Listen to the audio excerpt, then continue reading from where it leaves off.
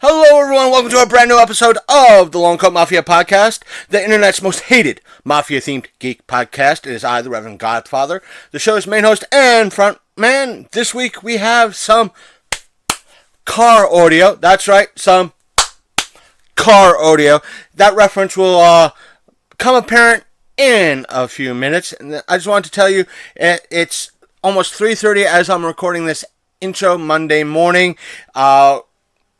This is going to be an odd episode, but we just came back from Knotfest. This is our review of it with me and Big Candy, plus a discussion afterwards. So I hope you enjoy it. We were both tired when we did this. I'm still tired. Either way, let's get to the meat and potatoes of the episode and enjoy. Hey everybody, this is the Reverend Godfather, and they say imitation is the best form of flattery, so I know most of you out there, if not all of you, do not know about Geeks and Gamers and Jeremy, but this is going to be, as you can tell, a car video, or I should say car audio. That's right, we are on the way home from Knotfest, everyone. But before we get into our thoughts, I should say I am the Reverend Godfather, as always, the main host and frontman for the Long Coat Mafia Podcast. With me, driving as best he can without his glasses. There's a story behind that, not a fun one or an interesting one, so we might skip that. Oh, it's not interesting. Well, we could. Is Big Candy. Okay. So, to kind of fill everybody in, yes, there was probably an intro part of this. Last week you heard me talk about Keystone Comic Con and the Spider-Man possible deal. With the update for that is Tom Holland, Spider-Man himself, aka Peter Parker, or Peter Parker, aka Spider-Man, did make his appearance at Keystone Comic Con. The reason why I was kind of skeptical about that is because many first and second year shows kind of say they have a big guest, and that guest mysteriously has other engagements, quote unquote. But this time it didn't happen. And the person that is a kind of friend of the show did go to Keystone Comic Con this year, their second year. And he said that Sunday was a very busy day, surprisingly. So I guess Tom Holland was a draw. And one of the things that came out of that is because a lot of the rumors of the Spider-Man deal, because that was the rumor of that particular week, is that during D23 we were supposed to get a announcement, which was again the rumor that they came down to a deal, Disney and Sony. There obviously there was no deal. You folks would have heard about that, and what this kind of correlates at Tom Holland's panel. Audience prior to him coming out was told, do not ask questions about the Spider-Man deal. Do not. Yet there was one question saying from the moderator, they asked Tom, are you going to be playing Peter Parker / Spider-Man? His word was simply yes. So, he's still going to be playing Peter Parker / Spider-Man. There's more to that. A lot of folks said the question and his response was very scripted, but some could say yes, some could say no. But come this week, there was an article. We posted up on our Facebook page. Again, it's facebook.com/The Long Coat Mafia Podcast. In that article, it stated that what Sony is planning to offer up on the table is that with Disney is that they want to have, because I think in the original deal it was Disney, Marvel wanting sole aspect of Spider-Man, Peter Parker. And pretty much Sony was not allowed to use Peter Parker or Spider-Man in any way, shape, or form. That's why when Venom came out, it didn't have any Spider-Man in it. So what the article stated was that Sony's going to offer up, let us have access to Spider-Man so we can include him in Venom 2 and possibly Venom 3 and Kraven the Hunter as, like, if not a very small bit part or a cameo in some shape or form. So that way, kind of both studios benefit from Spider-Man. And I personally think I put up as the caption that this is kind of a good idea. That way it's a kind of a win-win scenario. Right. But it all depends. Who's going to play Kraven the Hunter? I don't know yet. I haven't. Jeffrey Dean Morgan. You heard it here first. Well, if that's true, we'll celebrate that fact and that prediction. It's not true. That's who I would want to play. The thing, to kind of go into something more positive before we go on a tangent. My God, I'm going to go on a tangent. I tried making a video. I'll explain it at the end because I want to stick to kind of the positive. And Sony and Spider-Man coming back to the MCU is still kind of a positive. I think I mentioned last week that it kind of, there were some people that I expected issues to come from, like, oh, thank God, Spidey's going back to Sony. We don't have to have him deal with the SJW, Marvel, MCU type universe. But so far, I haven't really seen that. So hopefully they don't do stuff like that. But that's beside the point. Like I said, right now it's about 1 a.m. on Monday. In essence, Monday morning. This is the latest I've recorded any episode. So by the time I get home and edit this, it's going to be still Monday. I'm going to be balls to the walls tired all day today, but still. That's because we went to, yesterday, Knotfest. For those of you that are not music fans, this was, I want to say, this. Let me give you context out there before I continue. This was my first major concert in any way, shape, or form. This does classify as a major concert, right? Oh, yeah, for sure. Okay. But this is, I want to say, close to what an Ozfest is, meaning you have a headliner band and you have other bands that play before it. And it's not like a rinky-dink little... couple rinky-dink little bands. This is or bands that are starting out. These are bands that have been around for a while. Then it's Slipknot. The bands other than Slipknot that were playing. Come on, they're okay. I can say it. Go ahead. Was Behemoth, Gojira, and Volbeat. I must say, all the bands, including Pointy Hat Guy from the first band. The thing, they were all entertaining in every shape of the world, but word. There wasn't a dull moment. We'll say the fact that Volbeat was more my speed. I like it. Like I said, they were all entertaining. Slipknot was more of like an industrial metal type band. Yeah, I always picked up like that too. Like I said, there wasn't a dull moment there. Me and Big Candy kidded about what was happening around us, but it was, even though I think they kind of tried to keep the mosh pit close to the stage, that did not happen. No. We were up on, there was like a lawn section, and that's where we were. 28, yes. But up maybe about 300 yards, not even 300, 200 yards away from us, a mosh pit did break out. It looked like a mini hurricane / black hole. This is not where I want to be. Well, go straight. Okay. Stop and go straight. Go back I on. can't see. And that's a reason for that, folks. It's so fucking dark. I can't. Oh, there's a car coming. Oh, wait. I'll wait for the car. Okay.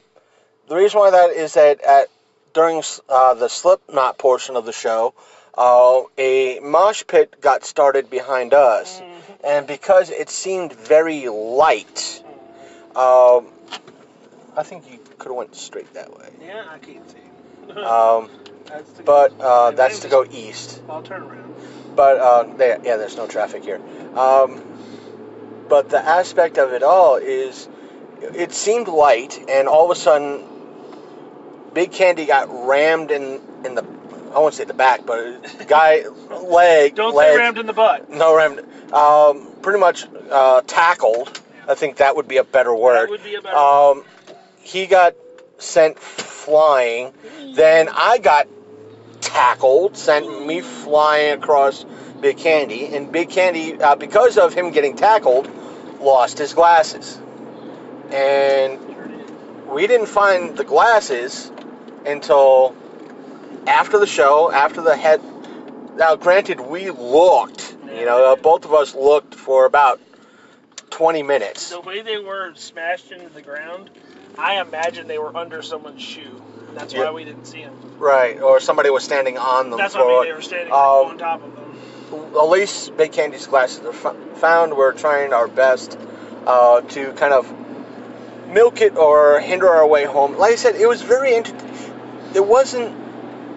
Gojira was good. I think that was the band prior to Volbeat.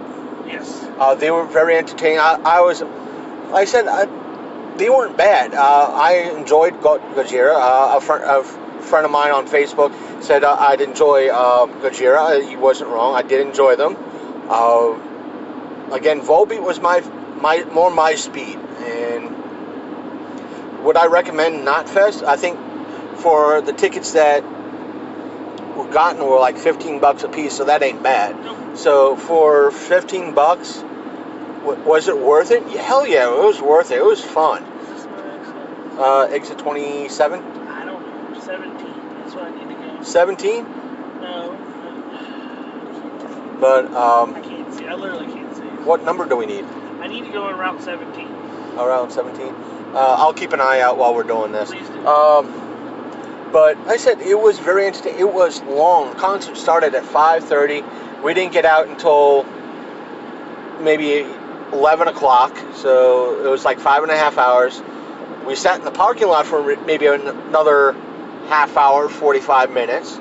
Because if someone posted up saying that there was about 10 to 15,000 people there, I would not be surprised. Route North 17, West 55.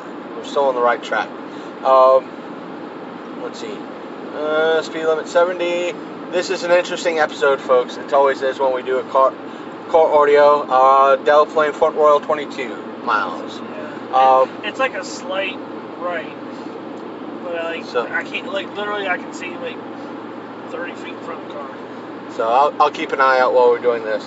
But it was very entertaining. Very entertaining. I enjoyed myself very much. I said, even though I wasn't really crazy about Behemoth, but I did enjoy Gojira and Volbeat. Slipknot was very interesting. It's my first experience to all four bands. We joked about the lead singer having a big pointy hat for a Behemoth, but still, it was all entertaining. Again, enjoyed myself. Now It was like some kind of black metal wizard or something. Oh, I don't know. I don't get that shit. I think it's funny. I listen to a lot of it, but I think it's silly. But it just didn't. There was no hook for me for Behemoth. There was more of a hook. Slipknot had a slight hook for me. Volbeat had more of a hook.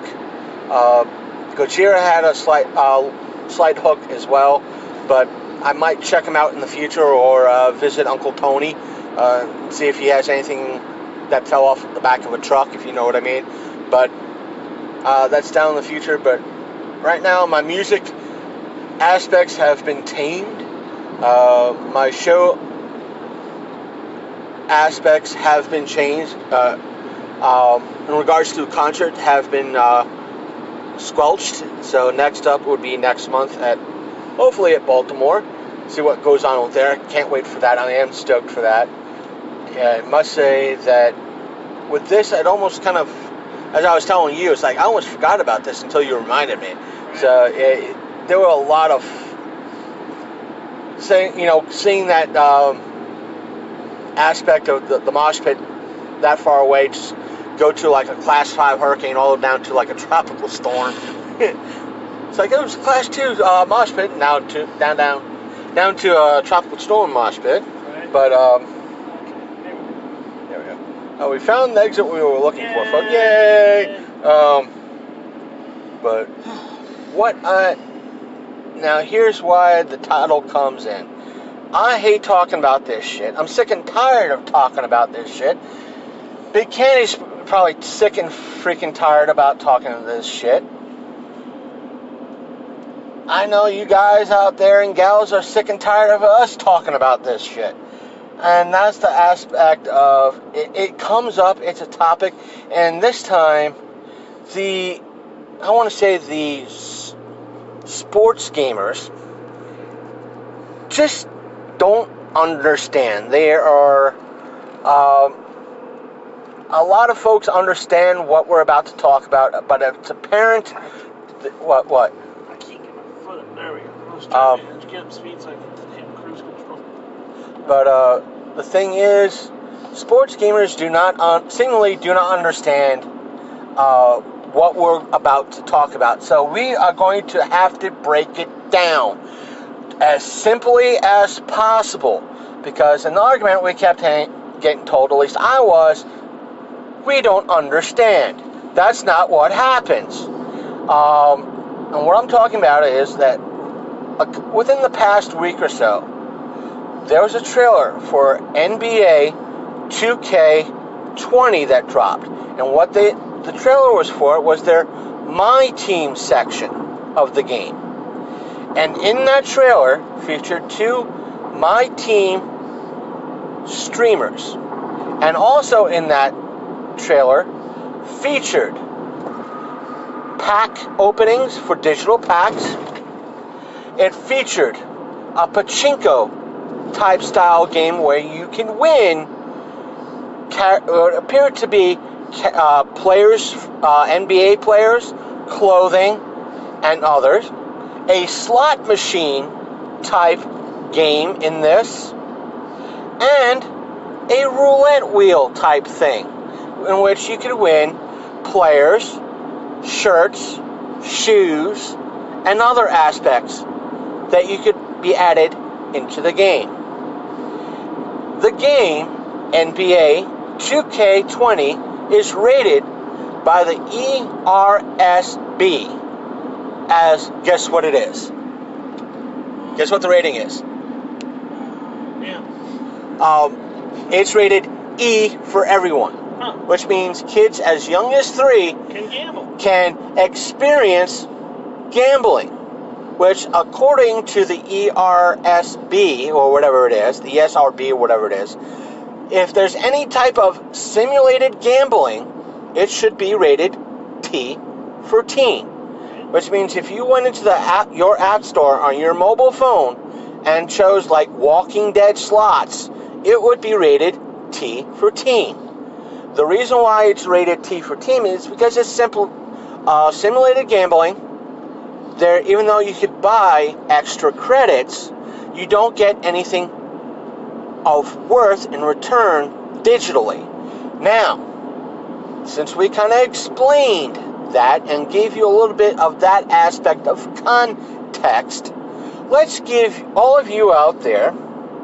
Now, let us define what gambling is, shall we?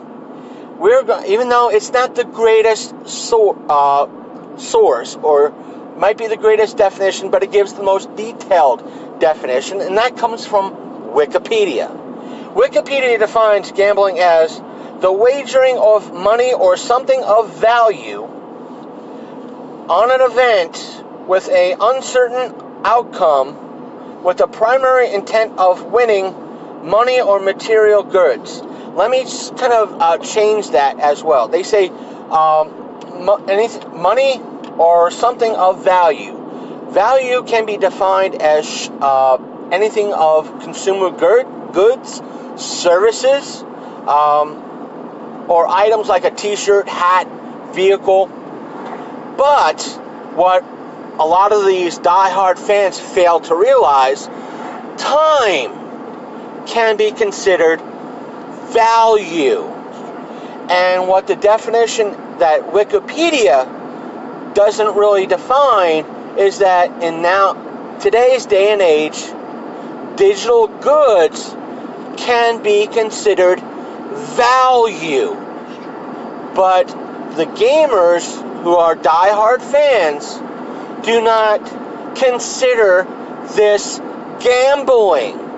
If you're spinning a game of chance, it is gambling in all sense of the word. And you know what?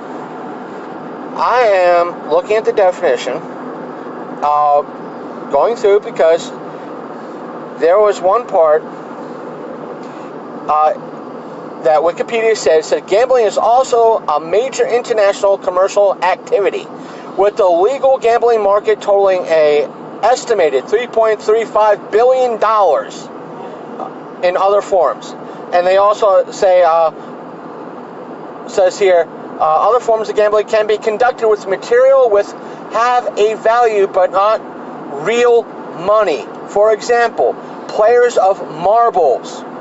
Marble games might wager marbles, and likewise games of pogs or games such as Magic the Gathering can be played with certain collectible game pieces, respectively small discs and trading cards.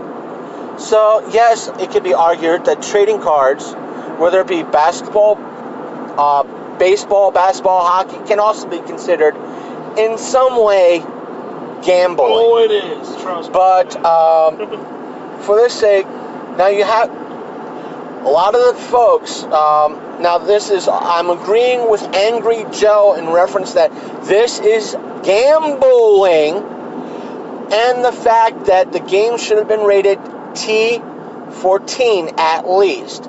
I think Angry Joe has argued the fact that it should be also rated adults only.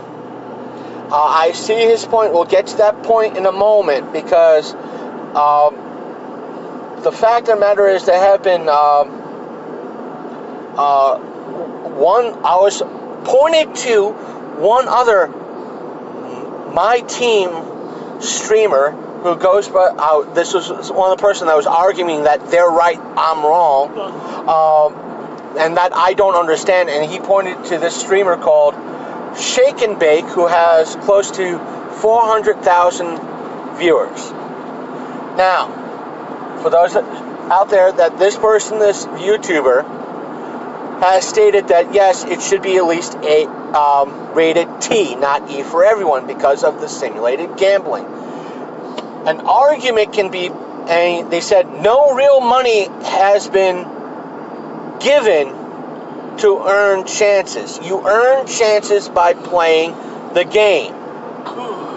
Folks, when, according to the pre-order site for NBA 2K20, you pre-order $60. Let me tell you what you get when you pre-order and pay $60 plus tax.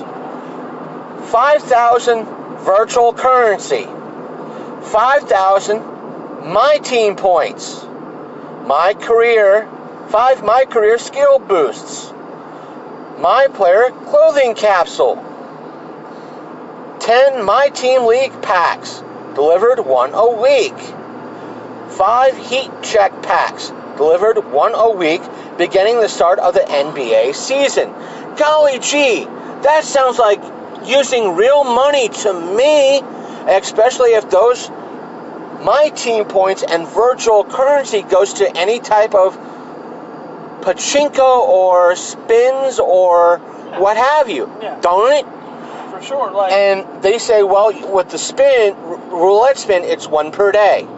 It's still a game of chance. It's still a game of chance and thus gambling. Yeah, anything that's a game of chance qualifies as gambling, because you are giving something in return for having a chance at winning something greater.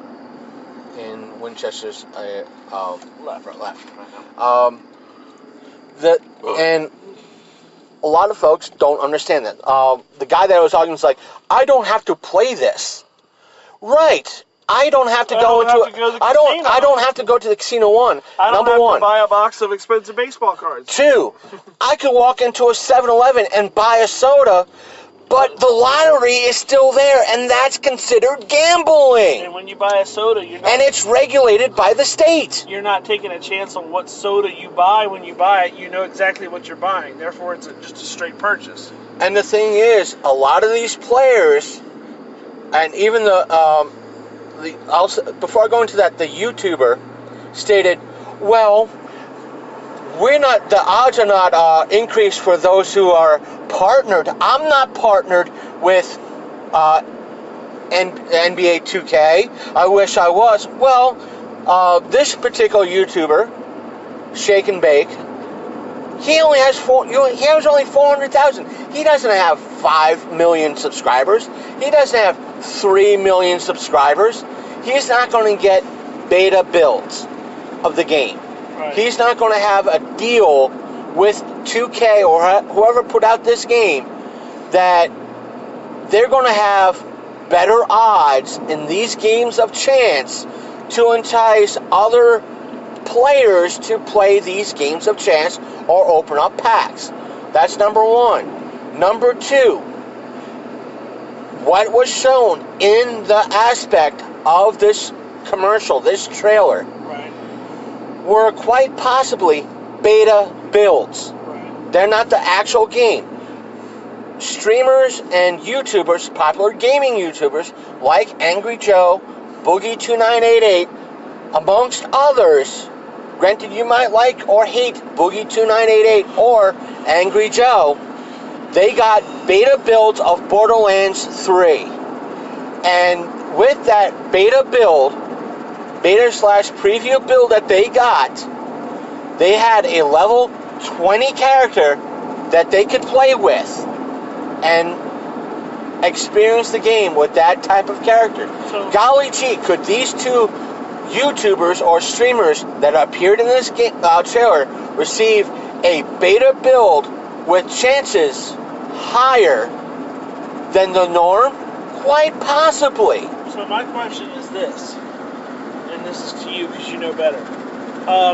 Can those in-game purchases or winnings be sold or traded away? On the console, more than likely not. Right. The thing is,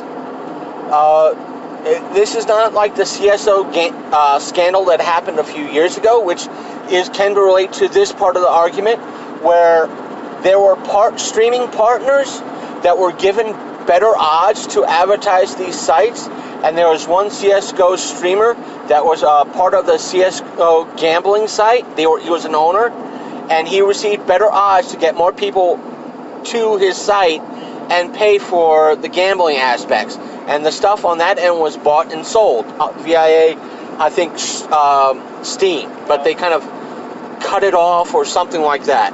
Well, the reason why I asked is because if you can buy or if you can sell or trade away, then it becomes an AO type of situation. Well, right, or the value, instead of a personal value, right, which it can be stated the fact that if it's a personal value to you in game, then yes, it is value. Right. It adds, it can, at most, I agree that yes, T for team. Yeah. But if it's rated, like, I'm sorry, if it's anything like, what am I trying to say? You're tired, I understand. No, I'm trying, it's the right way of saying it. If you can trade it away, that puts a different value on it. If you can sell it to someone else, again, that's a different kind of value. Right. That makes it real. You know More what of I'm a saying? digital reel. And I've seen folks like, well, this doesn't affect the game anywhere. You don't have to buy these.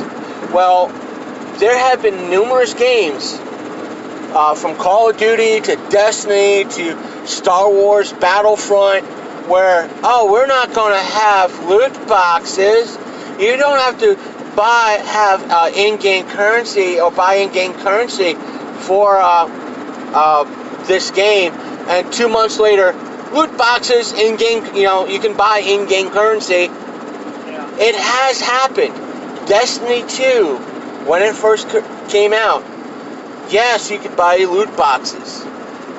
But what happened afterwards was the fact that, to correlate some of the arguments like, oh, you don't have to play it. Guess what Destiny did? They pitted when playing either player versus player in like team deathmatch or capture the flag, or just in the open world, because the whole thing was like a massive online player game which you could team up with other players. Yeah. Not just player versus player. They would match you up with a person that got better gear through loot boxes. So to entice you to buy loot boxes. Right. And 2K could turn this feature on at any moment.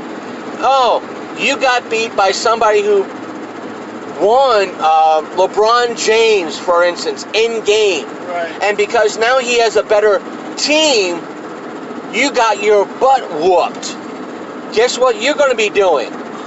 Buying extra chances to spin, Right. to get LeBron James on your team. Right. That's what's going to happen. Oh, you want better outfit? They got that special shiny outfit. You don't have that special shiny outfit. This is stuff that's been turned on. But But just like in Fortnite, see, Fortnite skirts the issue with that. Yes, you can get all kinds of outfits, you can get emotes, you can get different stuff, but you don't get weapons, and you don't get like anything that can basically give you an advantage in the game. Like, yes, you can like buy a robot skin, but it's not going to give you like crushing power or like, bigger weapons or anything. You're going to get the same dole as somebody else. But So that's the good thing about like a game like Fortnite. Now with Borderlands and like, I don't know how it is, but any game that would have a loot box in it where you have to pay for it or could pay for it or had to earn it through paying for other things, that's gambling. Because the minute where like real money has to be exchanged for something in some way anyway, or through a certain means, then it becomes gambling. that's the thing. It's like, that's one of the concerns that I have with Borderlands 3 when it comes out, is that they have a system in there, even though there's like a cash system that if you kill an enemy, drops like cash that you can pick up. There's also another aspect that the creatures or the enemy drops is called iridium, at least in Borderlands 2. In the pre-sequel, it's moonstones. But in Borderlands 3, it looks like they went back to iridium. What concerns me is that with what you could get with the iridium is not just additional like backpack slots or extra ammo slots, but you can pick up extra skins and kind of emotes. So that's my worry, that you'd be able to 2K / Gearbox is going to turn on kind of a cash system to buy extra iridium, but I seriously doubt that, because that's not usually Gearbox's style. It's not the Borderlands style. Right. But this is a lot of folks saying this is gambling, and we touched on I think the 4-hour episode when we talked about this. That's how soon, how far back it was the last time we talked about this stuff. Right.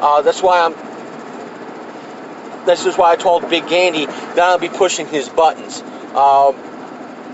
tonight in regards to, because I know he doesn't like talking about this shit.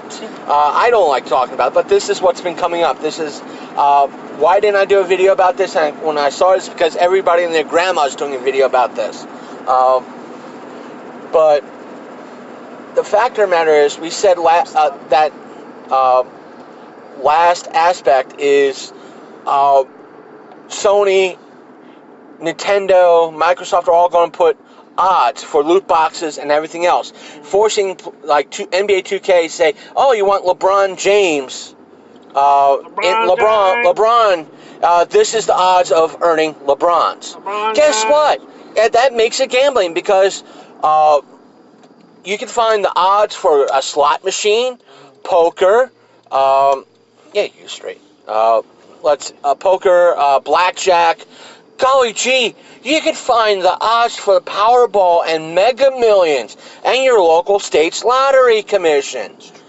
And the reason why I bitch about this, Big Candy kind of complains about it, Angry Joe constantly complains about it, because when you start using real world stuff, the state government, at least on the state level, has to kick in, or the government level has to kick in for this. Yeah. And they haven't yet, because, golly gee, you have places like Activision. Oh, it ain't gambling. We use surprise mechanics.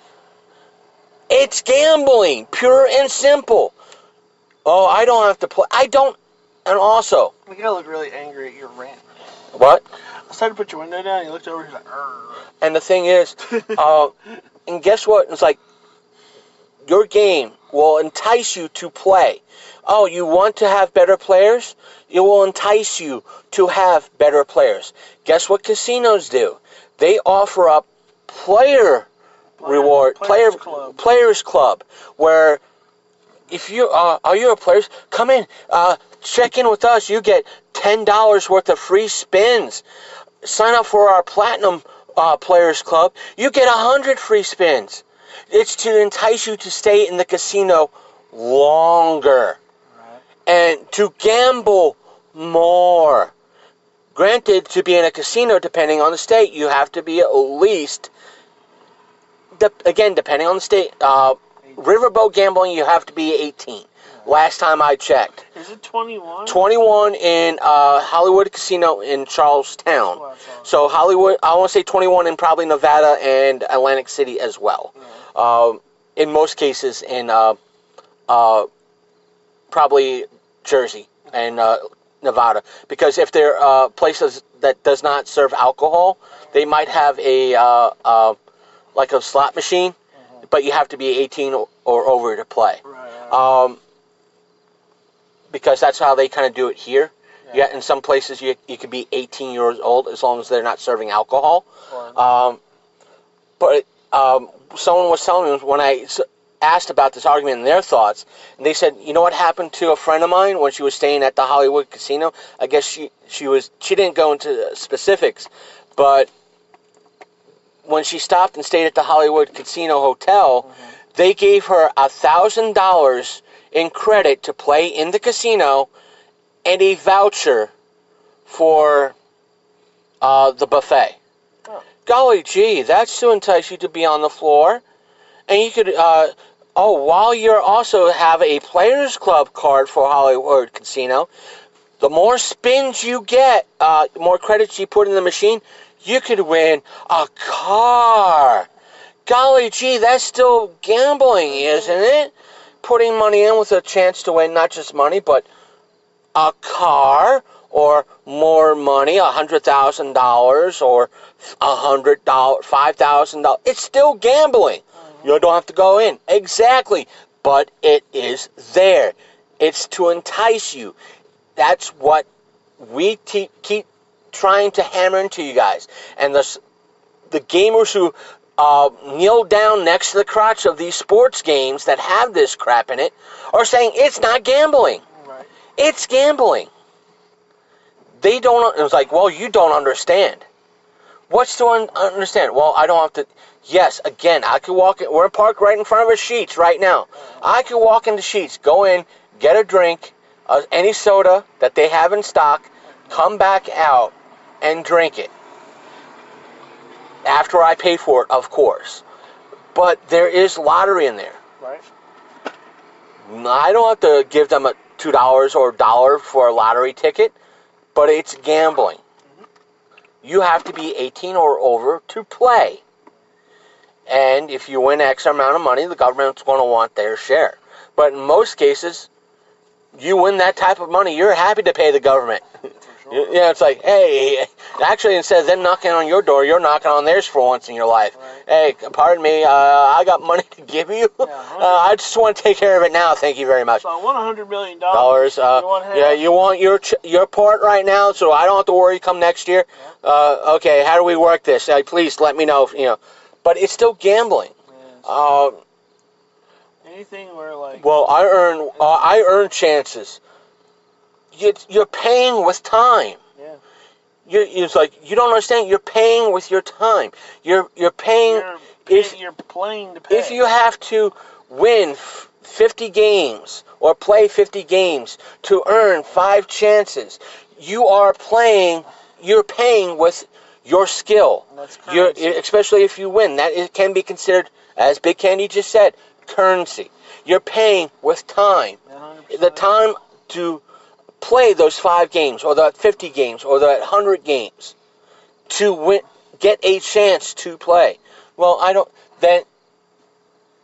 this doesn't need to be there. If they're locking LeBron James behind in essence, a quasi paywall, if they're locking a shirt behind a quasi paywall, so then at the same time, and here, this is just me playing devil's advocate. So. Back on like 8-bit Nintendo games, I remember specifically Mario Brothers 2 kind of had that. Had a slot machine. For extra lives. Also, 3 had one too. Remember when you got to... Yeah, it had like a spin. The little spade was wandering around? Yeah. That would be the was it a card game? Or it was like it would rotate 4 different symbols. The middle would rotate. The top and bottom would the symbols would rotate to the right. The middle one would rotate to the left. And wasn't there a match game? There was a match game. So that in essence, like even going back as far as Mario Brothers on the NES, 2 and 3, and then I remember some games, and you could even qualify this as a game of chance. So you go and you get a key. Either you buy it from like I don't know, what do you call it? Like a shop or something. Like a shop or something. And then you go into a cave. There are 3 chests.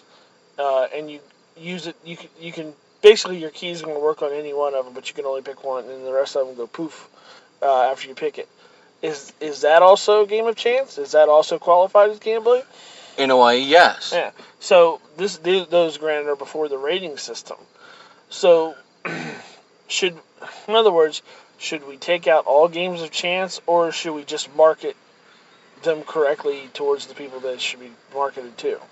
For the most part, I'm willing to say market correctly to the appropriate market. Mm-hmm. Meaning, if it's a loot box system in it, at least teen, depending on the content. Right.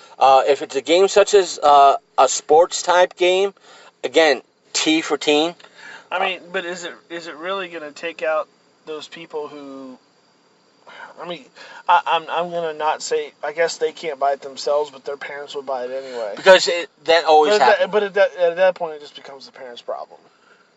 But that's always been the case. If it was a direct value, let's say the CS:GO type scandal, where it ups it to adults only. Some people might. If it's government, if it should be like you're saying, it should be government regulated. Like especially with the loot boxes. So because before you play, or like if you get a loot box, should you have to enter some kind of information or some kind of code that proves that you're above the age of 18 or 21? That's skeptical because the weird rule thing is that if I may. I'm asking you permission for this. To use Caleb as an example. That's fine. Caleb could grab your credit card, go online, say he's you, and type in that information, and in essence bypass that restriction. True. But I mean, so I'm just using it like any kid. That's just the government. Like, I'm saying, would the government be doing their due diligence by including something like that? I mean, whether they get ripped off or not, or basically identity theft happens or not, that's at the end of the day, they can't control that. I'm saying that they could put more restrictions. Well, I mean, other than photo IDing people, I can't see where you could easily slip by like taking somebody's information. But what I'm saying is, should they is doing their due diligence enough by like putting an age restriction with proof of ID or something like that? I could see that if it's tied to, like in other words, like say, okay, you make a version of the game that doesn't have loot boxes in it, and that's where your younger players can play. What if you signed up for a version where they were unlockable? Well, what I'm saying is, if it was tied towards the system that you're playing on, meaning I know you said the Nintendo Switch has a similar system. The Xbox Live has a system similar. I think PlayStation Network has a system, and Steam might, which is the aspect of when you set it up, you have to tell the system and put the safeguards in that on this account you is a minor, that and thus the aspect is that if that kid puts in and in correlation that person's date of birth, meaning if Caleb is 6? 6 years old, for example. And if they try to put a Call of Duty game in that's rated M, sorry, you can't play this game. Okay. Or if the game has the aspect of loot boxes, it won't allow them access to that. So the only problem I would have with them not allowing them access to loot boxes is because, just because they're a minor, that's going to give them a huge disadvantage in the game and would be unfair to someone who's an avid gamer, regardless of their age. So then adjusted to the aspect of they will not be able to purchase. Well, that's what I'm saying. Purchase with real cash. It still puts them at a disadvantage. But if there was, it could be adjusted to the fact that it would be easier to freely earn the currency needed but I'm saying, for that. If you're buying a loot box, and you can easily buy a loot box because you're old enough, and they don't have that opportunity, then they are definitely at a disadvantage. You see what I'm saying? Yeah. So the only fair way to sort it would be to rate the game M or T or whatever you want to rate, to make sure whether it does. At the end of the day, it doesn't matter if the end user is lying or not about their age. As long as the company and the government are doing their due diligence to keep the game out of minors' hands, it doesn't matter who buys the lottery ticket. The only person going to cash it is the only one over 18, correct? Right. So same thing with the loot boxes. It doesn't matter who actually gets to play with the loot boxes. At the end of the day, if you provided the information that the person is old enough, then that's the only fair way I see it. Where if you're restricting someone by saying, okay, you're not old enough, you can't have loot boxes, you know what I'm saying? Yeah. Then you're giving them a huge disadvantage in the game. Caleb would be pissed. If there was stuff in loot boxes, but he couldn't get it because he simply wasn't old enough, that wouldn't be fair to him. You know what I'm saying? And he would be like, oh, Daddy, could you get them for me? Well, then he's not getting them. I'm getting them. Right. Or buying them. You know what I'm saying? So, I think, like I said, either you make the game for a certain amount of people, of a certain age, or you don't make it for anybody at all. But that's I want to say a different type of argument, because the aspect of the rating system is there for in essence a reason. Right. because, if it's a mature level game, someone Caleb's age shouldn't be playing it, but yet you have a lot of folks that are out there. Granted, you try the best to be a good dad. You have a lot of folks out there that, my kid wants to buy Doom, this latest version of Doom, and they get it home, and the company that's selling it, Walmart, Target, if they're smart enough, or even GameStop, you do realize this is a M-rated game, right? They're like, yeah, no, I'm buying it for my son. And they'll get it home, the kid opens it up, he or she starts playing the game, then the parents start bitching, why is this game so violent? Why is my kid, then that's your fault. That's an end-user problem. That's your fault. But he shouldn't be playing these games. How's he getting access to it? You bought it for him. Right. But I don't know. That's not the point. That is the point. That's what we're getting at. That's exactly the point. You bought it for him. Grandma bought it for him. Yeah. You just didn't care. But I didn't know. There are rating systems all over the stinking box. If you go to Walmart, there's rating systems all over the place on the windows and everything else explaining to you what each of the rating systems mean. If you take your kid to a porno movie, it's not the porno movie's fault. It's your fault. It's like you were talking about earlier about the It 2 poster. It's like you have parents taking their kids to a horror movie. My kid was terrified. You brought your kid into the movie. Right. Or even, let's put it this way. Oh, they were terrified of the poster at the movie place. Okay. You brought them to the movie place. Right. Like you didn't know there was going to be posters for movies that are R-rated, right. PG-13, even NC-17 movies on occasion. Like you didn't understand that those movies are also shown in that same theater. Right. And the thing is, shame on you then. Folks out there, it's like, well, that might be pushing this as corruption for the ESRB, whatever it is, and the aspect of games like this should, if there's real world aspects to it and real world value, that, let's say, then it should be rated AO or adults only. Adults only does not strictly mean it's a porno game. It means that can be actual gambling involved. Again, take the CSGO aspect where there can be transferred to actual cash and traded for actual cash. There will never be an AO rated game, especially on the console. You'll never see it officially in the game because the console systems, Nintendo, Microsoft, Sony, will never allow it on their systems officially due to the security codes that they have put on the discs. It'll be unofficially. I'm sure there's workarounds, and the only places that there'd be, I guess it'll be hard to do, but I'm sure it's behind paywall after I won't say paywall after paywall, but a paywall that has like 2 or 3 different checks behind it. Meaning I'm sure there's adults only games that, for example, Playboy might sell, but it's locked behind their paywall.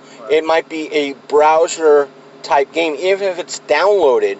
You have to go through their paywall, verify like maybe 2 or 3 different checks to make sure you're over 18, or something equivalent. Or if you pick up an adult-only game at the Adult Video Expo, whatever it is, the Porn Expo in like Vegas or wherever they have it, you're in essence, when you walk through that door and pay for your ticket, you're being carded to make sure you're over 18. Yeah. And therefore, if there's any adults-only games that might include gambling or real-life purchase, it's the aspect of you were carded, people made sure you were an adult, you were over a certain age. So that's what we're trying to convey. And it's very detailed, it's very nuanced. But to say folks like me and Big Candy do not understand what gambling is, and the fact that it's there, if it's in the game, to kind of quote EA, if it's in the game, it's still a game of chance. And the folks at home who play this type of game, sports game, guess what people do in places, in casinos as well, especially in Vegas and Atlantic City? They bet on sporting events. And guess what? Also they bet on? They bet on horses. And guess what's also something new as well? Esports. Playing games such as not just Halo and Fortnite, but games like NBA 2K20 and Madden. Now, I would say that's a stretch, and the only reason why is because, yes, you could put money on it, but you could put money on anything. Well, but that's still considered gambling. It's still still a game of chance. They're not facilitating the gambling, though. Right. Facilitating the gambling would be loot boxes, games of chance. I'm just saying there's gambling on that type of event. But that has nothing to do with the game itself. Right. They can't ESRB that because they're not doing it. That's you deciding to put a wager on the outcome. Right. That's different. So, like, those things, yes, I agree that those things are very much something that you can gamble on, of course. People do it all the time. I think sports betting is like the number one form of gambling in the world. But like, as far as like in-game has to be something like loot boxes. Something that gives you an edge or an advantage through a game of chance. That kind of stuff, yeah, that's totally gambling. And like we said, it goes as far back as like Nintendo days. Obviously they're overlooking it. Let me just also specify this because we're kind of on the topic. Under the Wikipedia definition of gambling, they also include the standard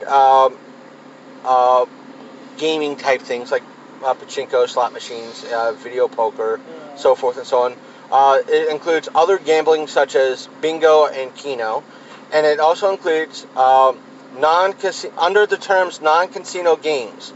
They include, it says, I don't know why it says Deadpool, but I guess they mean pool, like shooting pool. Somebody got on there and edited it. Lotteries, pool tab games, scratch cards, and mahjong. I know I'm butchering the thing. And it says, other non-casino gambling games include card games such as Liar's Poker, Bridge, Basset, I'm not going to say that one, Piquet, Putt, Team Patty. They also include carnival games such as the Razzle or Hanky Pank, coin tossing games such as Head and Tails, 2-Up, confidence tickets such as 3-Card Monte or the Shell game, dice games such as Backgammon, Liar's Dice, Passe Dicks, Lizard, Threes, I guess, etc., and that was it. Yeah. They consider that stuff, in essence, games of chance and stuff that you can put money on and win. Anything with a 50-50 outcome. Notification! Anything with a 50-50 outcome. In other words, anything where like you put money down and you either get something or you don't, or you get something one way or you get it the other. Right. That would be gambling. So, considering that as of right now, hit your pause button because I gotta get out of the car. I'm going to edit right now. Oh, okay. I think we talked. We spent about an hour about this, about 57 minutes recording. So we're going to end this here. Stay tuned. I'm going to come back on with the official end of show recording. So pretty much thanking you for listening and all that. So stay tuned for that if you're new to the show.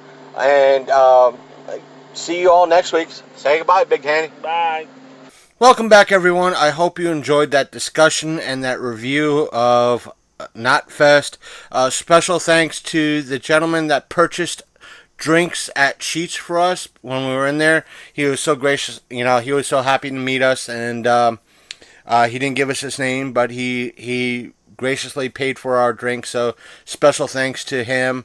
I think it was at that time close to 2 a.m. So special thanks to him.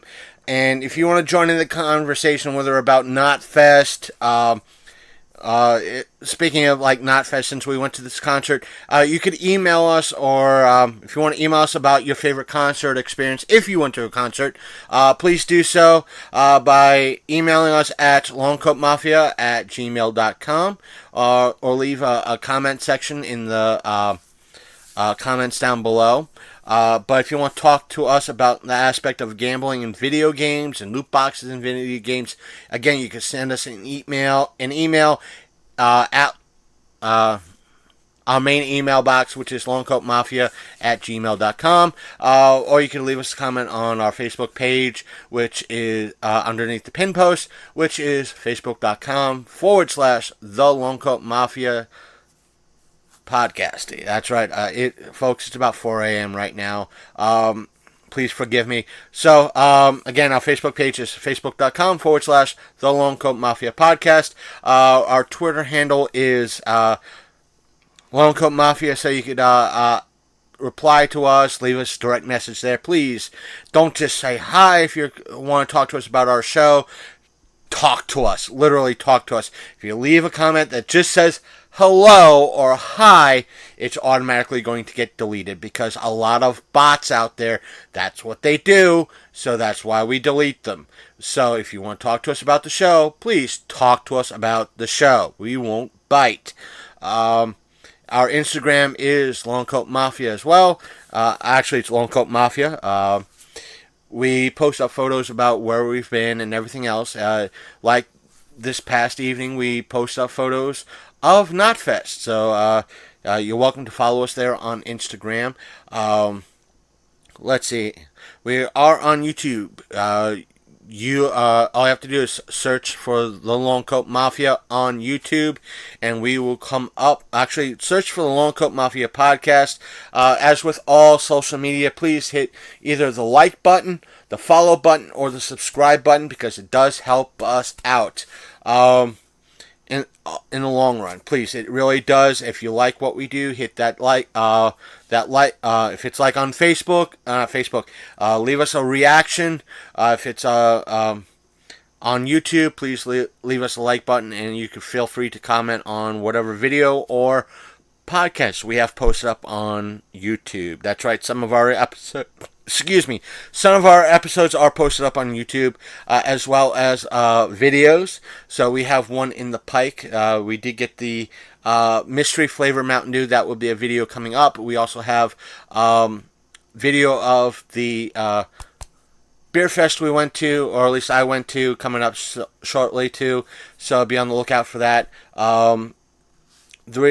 Also, that being said, that's why I also ask you in every podcast episode, please search for us on YouTube and on Facebook, and hit both that like and that subscribe button, because there are times we will post up videos on Facebook as Facebook exclusive videos, because for whatever reason, YouTube wants to be a pain in the rear end and not allow the video posted up for one reason or another.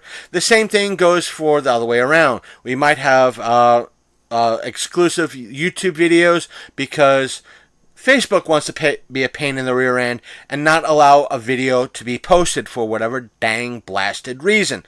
So that's why we ask you to either follow us on both Facebook and YouTube. That way you're getting the more bang for your buck, and you're able to get our episodes that way. We do have 2 gaming streaming channels that we are have that I should start be doing so at least by the 13th of this month, September, because Borderlands 3 is coming out, and we'll be going through the gameplay there and saying some of our thoughts as we go through. Our Mixer channel is mixer.com/LCMP. Those letters are in caps. Our Twitch channel is twitch.tv/The Longcoat Mafia Pod. All links that, if you're on, go to our main website. It is thelongcoatmafia.podbean.com. So all the links are there, are clickable to our social media, as well as finding our podcast. That being said, finding our podcast. All our episodes are available to download. That's every episode starting from the beginning. That's right. We have loads of interviews dating back from 2015. Good chance a lot of you out there, especially a lot of you new listeners, we beg you, go to our website, thelongcoatmafia.podbean.com. Check out those episodes, because we might have interviews and panel recordings that might be of interest to you out there. So check those out. You're able to download them. You're able to, at least on your desktop computer, you're able to download them and listen to them on any MP3 playing software on your laptop or your computer of your choice, or you could transfer them to any mobile device of your choice. Also, you're able to listen to our podcast on, at least on your desktop or laptop computer, iTunes, or whatever they're calling. I think they're sticking with iTunes as the computer program across the board. Spotify, Stitcher Radio, and I think that's it on the desktop and laptop computers. As well as, again, our main website, which is thelongcoatmafia.podbean.com. You could stream our episodes there as well. And you could also download those episodes to listen on your leisure.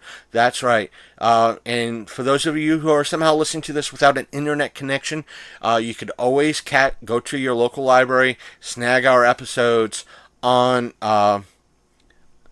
through their computers, their internet connection, and bring our episodes home and listen to them on your own computer. That's right, because our episodes are free of charge, everyone. That's right, we do not charge for any of our episodes. They are free. But if you're mobile, we are available on Apple Podcasts, Google Play.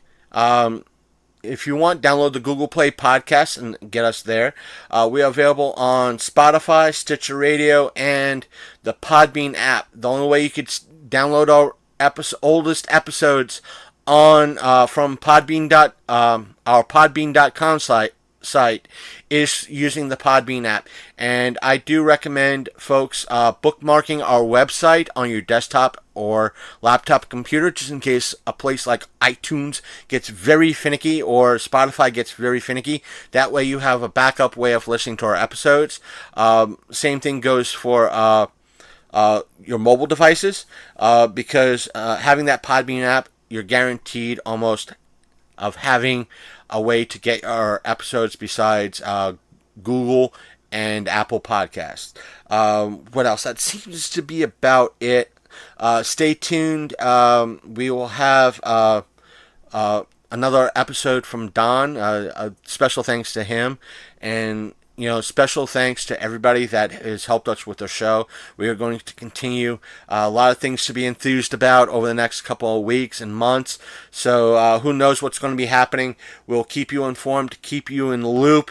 So I am going to go. I am going to convert this episode over and post it up. And I'm going to freaking sleep. That's right, I really need to sleep. I'm leaving the E rating on this. I'm sure I forgot to mention something. So take care. Good night. See you guys, or guys and gals, or speak to you guys and gals next week with the new episode. So stay tuned. Lots of great stuff coming. Lots of great stuff coming. So later. You've been listening to the Longcoat Mafia Podcast, the internet's most hated and mafia-themed geek podcast.